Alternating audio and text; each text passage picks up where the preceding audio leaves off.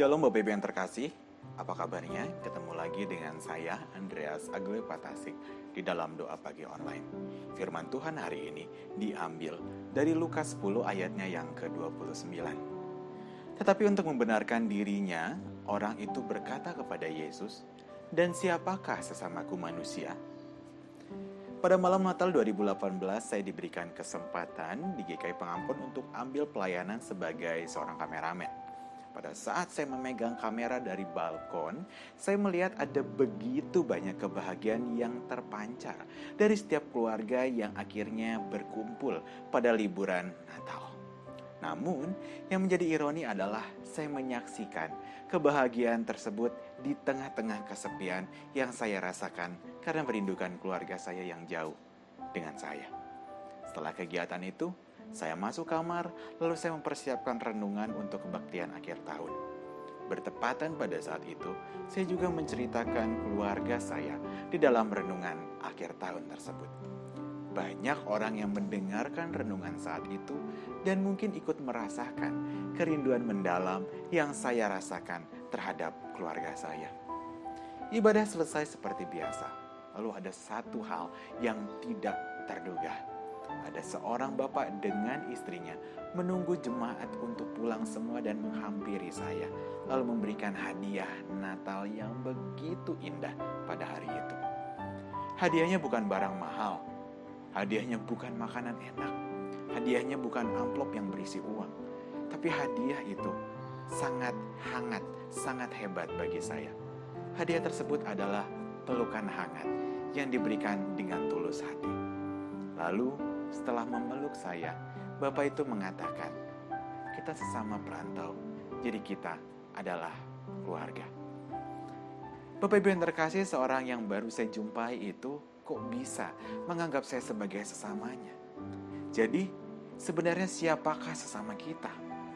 Bukankah itu juga pertanyaan yang diajukan oleh ahli Taurat kepada Yesus? Apakah sesama kita adalah orang yang kenal dengan kita dalam waktu yang lama?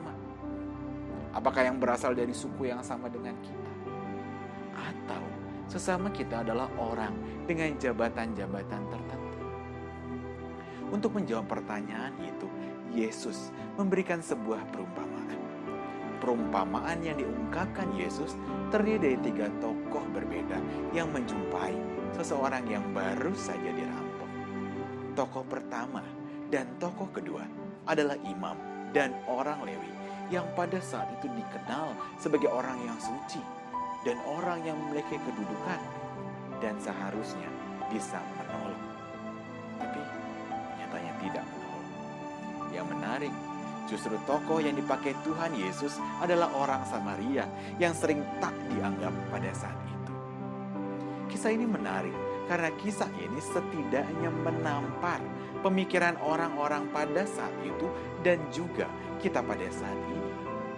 Tuhan Yesus begitu pintar memutarbalikkan logika pemikiran yang salah kaprah pada saat itu. Yesus di sini ingin menjelaskan bahwa bukan karena dia sesamaku, maka aku berbuat baik padanya. Melainkan karena aku berbuat baik padanya, maka ia adalah sesamaku. Jadi di sini Tuhan Yesus ingin menegaskan, siapa sesama kita bukan halangan agar kita berbuat baik.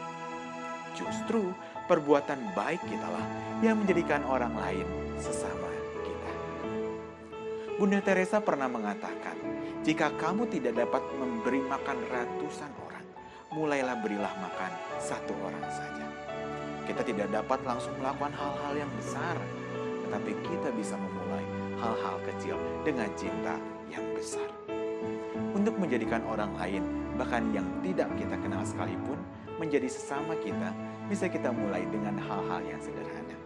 Bisa dilakukan ketika kita tersenyum dan berterima kasih kepada mbak-mbak dan mas-mas di supermarket. Bisa dengan memberikan secangkir kopi hangat kepada satpam gereja atau satpam komplek untuk menemani dia menjaga kita. Bisa juga mendengar keluh kesah bawahan atau pembantu kita.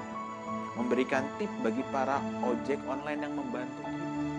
Makan bersama para koster, makan bersama supir gereja, berdoa bagi para korban bencana alam atau kecelakaan yang kita tonton di berita. Dan banyak hal-hal kecil lainnya. Nah, jika kita sudah melakukan hal-hal kecil dengan cinta yang besar, ketika itulah kita menjadi sesama bagi mereka. Sekalipun mungkin mereka bukan keluarga atau orang yang kita kenal. Jadi, kalau kita masih bertanya, siapakah sesama kita?